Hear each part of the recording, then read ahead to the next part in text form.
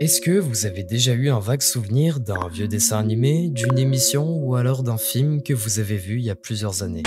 Est-ce que ça vous est déjà arrivé aléatoirement un jour d'avoir un souvenir précis, d'un coup, d'un produit culturel que vous avez consommé durant votre enfance? Lost media. The idea that something was created and can no longer. Les médias perdus sont... This is Lost Media found in 2024. How does lost media truly stay lost? Lost Media.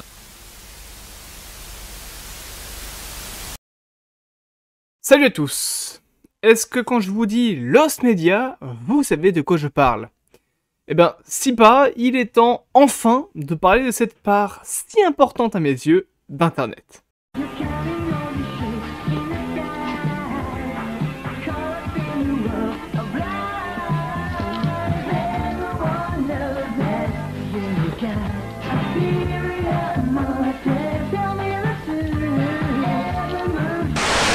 Depuis plusieurs années est née une nouvelle mouvance sur Internet.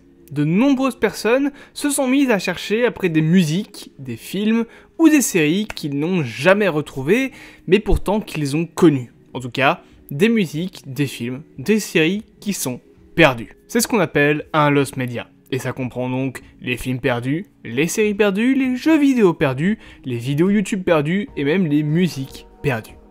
Il existe également une sous-catégorie du Lost Media appelée le Lost Wave. Elle est surtout composée de musique que cette fois-ci on possède mais dont on ne connaît pas l'origine. Là où un Lost Media, c'est un média dont on connaît l'origine mais qui est perdu. Alors vous pouvez vous poser la question, quand sont apparus les Lost Media? Eh bien, quelques temps après la création des radios, de la télévision et même du journal papier. C'est un peu logique. Je place ça là, mais le principe d'un Lost Media est d'être un média. Merci Sherlock. Or, on entend par média tout support de diffusion de masse d'une information. Comme j'ai dit, un fichier PDF, techniquement, c'est de l'information et c'est un support de masse. Mais bref, je m'égare. Ce qui comprend donc tout ce que j'ai cité auparavant, mais aussi les journaux papier, la radio, tous les supports publicitaires comme une boîte de pizza, ou encore la bande dessinée. Et je pense qu'on pourrait d'une certaine manière y intégrer aussi les livres en général, ou en tout cas quelques livres. Le problème, c'est que la définition d'un Lost Media s'arrête là où la définition d'un média commence. Est-ce qu'un livre diffuse de l'information? Est-ce qu'un journal papier est vraiment un média? La frontière est un petit peu floue. Mais pour le commun des mortels, un Lost Media concerne surtout une série, un film, ou en tout cas quelque chose en lien avec l'audiovisuel. C'est l'image qu'on en a des Lost Media. On va pas parler de Lost Media par exemple pour parler d'un livre. Parce qu'on considère pas ça comme un média.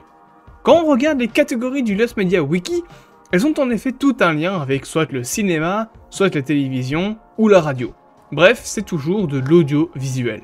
Même la catégorie littérature, c'est surtout des scénarios perdus. Pour la faire simple, retenons ainsi. Un Lost Media est un média, quelle que soit la sorte, qui est perdu et qui est recherché. Parce que oui, c'est ce qui fait qu'un Lost Media est un Lost Media. Ça doit être recherché. Personne, par exemple, ne recherche une vidéo de deux potes qui s'amusent sur les rails d'un train. Un Lost Media, c'est quelque chose qui doit avoir eu un impact et qui est recherché. Et cela fait partie des quelques clés qui font que quelque chose de perdu est un Lost Media. Ça, on en reparlera à la fin de la vidéo. Mais quand a-t-on vraiment commencé à parler de Lost Media? La date est assez floue, aussi décidément tout est flou dans cette histoire. Mais en 2012 a été créé The Lost Media Wiki qui a grandement accéléré la recherche de ces derniers. Ça ne les a pas créés, mais ça a donné une nouvelle vie aux Lost Media. Considérons donc que les Lost Media sont nés aux alentours des années 2010, ou en tout cas la mouvance des Lost Media et de leur recherche. Alors maintenant qu'on sait qu'est-ce qu'un Lost Media, comment on peut les subdiviser? Grâce aux différentes catégories. Il en existe plusieurs. La première, c'est les Lost Media qui ont été retrouvés. Des Lost Media que l'on peut visionner du coup. Cette catégorie contient notamment le livestream de Copland sur Herobrine, ou encore le film Deux Romains en Gaule, le tout premier film live d'Astérix, qui est plutôt marrant d'ailleurs malgré la différence d'époque. On y retrouve aussi le film Fantastic Four de 1994, dont on avait déjà parlé dans une autre vidéo. La seconde catégorie, c'est les Lost Media partiellement retrouvés. On considère un Lost Media comme partiellement retrouvé s'il l'est à plus de 50%. Cette catégorie contient de nombreuses choses qui sont certaines de te retrouver un jour à 100% dans le futur. Cette catégorie contient étrangement une grosse quantité de rediffusions sportives. Cela peut s'expliquer par la date à laquelle ces événements ont eu lieu. On y retrouve des compétitions de football, de courses de F1 ou encore des matchs de rugby qui datent tous plus ou moins des années 70 à 80. La différence entre cette époque et aujourd'hui, c'est qu'à l'époque, on enregistrait beaucoup moins ce genre d'événements. Ça passait à la télé, et puis après, basta. C'était quelque chose d'éphémère. Alors qu'aujourd'hui, tout ce qui est diffusé à la télé est sauvegardé dans un serveur, donc c'est beaucoup plus facile de le retrouver. Du coup, ça a fait que pas mal d'événements sportifs des années 70 à 80 ont été perdus, faute d'enregistrement.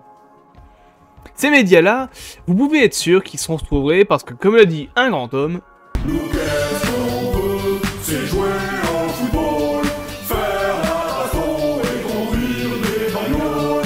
Moi le soir quand je rentre de l'école, je mets la télé et joue la console. On retrouve également dans cette catégorie un épisode annulé de Gumball, une série Astro Boy annulée, et aussi de nombreux shonen. Me demandez pas pourquoi.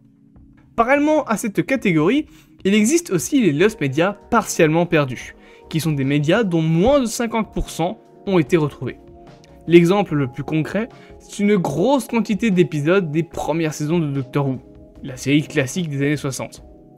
Perdus pour la raison la plus conne, les bobines qui contenaient les épisodes ont été réutilisées pour enregistrer de nouveaux épisodes par-dessus, ce qui a supprimé les anciens. C'est ce qu'on faisait à l'époque, et ça a eu pour effet qu'aujourd'hui, on n'a plus que les audios de ces épisodes. Vous êtes les rois des cons. Mais il y a pire, la catégorie en dessous. Les lost media complètement perdus. Des médias qui ont peu de chances d'être retrouvés un jour. Et attention, je dis toujours peu de chances. Aucun média n'a aucune chance d'être retrouvé. Regardez, je vous parle de ça, mais Subways of Your Mind, qui était un Lost Wave, attention, hein, une petite différence, on en parle dans la vidéo, eh ben on pensait qu'on ne le retrouverait jamais. C'était considéré comme un Lost Wave perdu à jamais. Et pourtant, à l'heure où je vous parle, il y a quelques semaines, on a retrouvé Subways of Your Mind, que vous connaissez comme la chanson la plus mystérieuse d'Internet.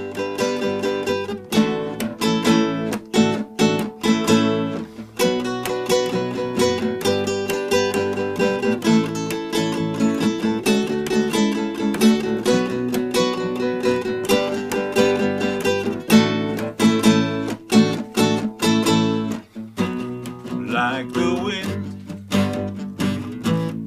you came here running. Take the consequence of living. Je le place ici rapidement, mais un exemple de cette catégorie est le jeu Jurassic Park Survival, un jeu vidéo perdu à jamais, dont j'en parlerai dans une vidéo dédiée. Plusieurs des lost media de cette catégorie sont des vieux films ou des courts-métrages, mais aussi un truc qui va vous surprendre, mais une grosse partie des vidéos YouTube supprimées sont dans cette catégorie. Puisque, à moins de l'avoir enregistré quelque part, une vidéo supprimée de YouTube est enlevée définitivement des serveurs, et donc à jamais perdue. La dernière catégorie est celle des médias dont l'existence n'est pas confirmée. Cette catégorie est la plus vague. On n'a dans cette dernière aucune image des lost media qui sont recherchées, ou alors on ne peut pas vraiment confirmer que ce soit des vraies images, que ce soit parfois des fakes ou des trucs ainsi. Par exemple, ces vidéos de voyageurs dans le temps qui seraient des lost media. Bon, en somme, on peut pas prouver que c'est faux. Oui, bien évidemment. Mais expliquez-moi pourquoi est-ce qu'un voyageur temporel irait filmer avec une caméra des années 40 qui filme en noir et blanc avec 15 fps alors qu'en 2025 on a déjà la 16K. Ouais. C'est éclaté au sol, c'est clairement de la merde, mais comme des gens cherchent ça, techniquement c'est un lost media. Mais c'est bien beau tout ça, c'est bien beau d'utiliser ce mot, à tout va, mais en réalité, pourquoi les lost media existent? C'est vrai, pourquoi est-ce qu'on cherche tant à retrouver des trucs souvent insignifiants pour l'histoire, que ce soit une musique, un film, un jeu vidéo, etc. Eh bien parce que ça l'est pas. Les lost media parlent en réalité d'une chose bien précise que les gens tentent de garder, la préservation des médias. Ce qui fait que beaucoup cherchent ces trucs, c'est justement le côté disparu. Et aussi, préserver les médias de la destruction pour en préserver leur histoire. Bien évidemment, il y a beaucoup de choses qui ne vont pas beaucoup impacter le cinéma et l'histoire du média, On est bien d'accord que trouver l'épisode 845 de 1 rue Sésame, ça va pas changer grand chose à l'histoire du monde, on va dire. Mais préserver les médias, c'est important. Il y a beaucoup de débats autour de ça, tout simplement parce que déjà, ça fait quand même partie de l'histoire de l'humanité. Ensuite, que c'est des trucs qu'on ne pourra plus jamais revisionner. Il y a eu du travail derrière.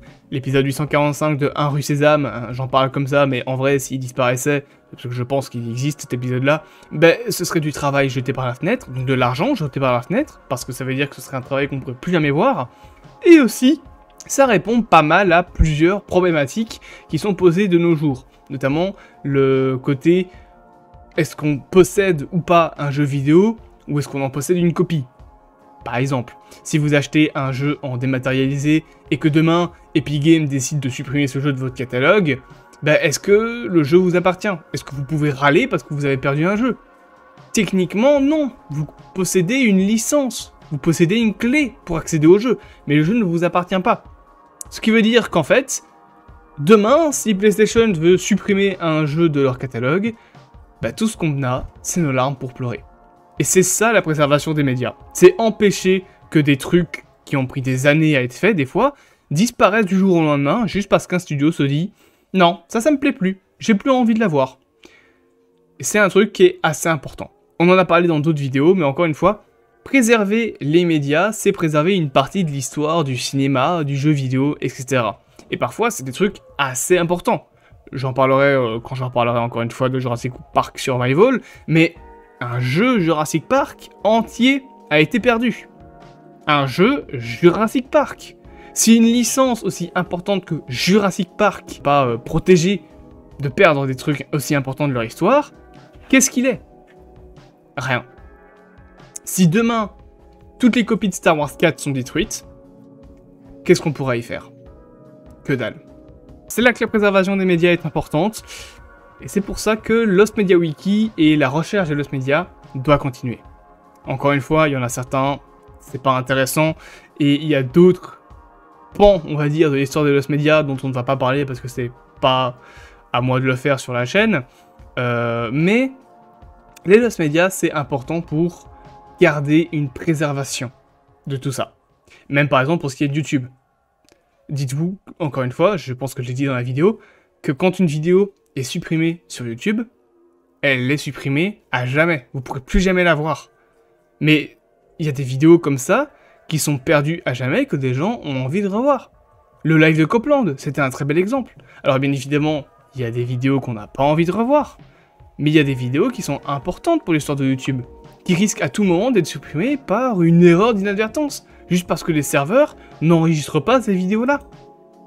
Donc la préservation des médias, c'est important pour préserver notre histoire, et c'est pour ça qu'il faut se battre pour qu'elle continue d'exister. Préserver ce qu'on a créé, c'est préserver notre histoire.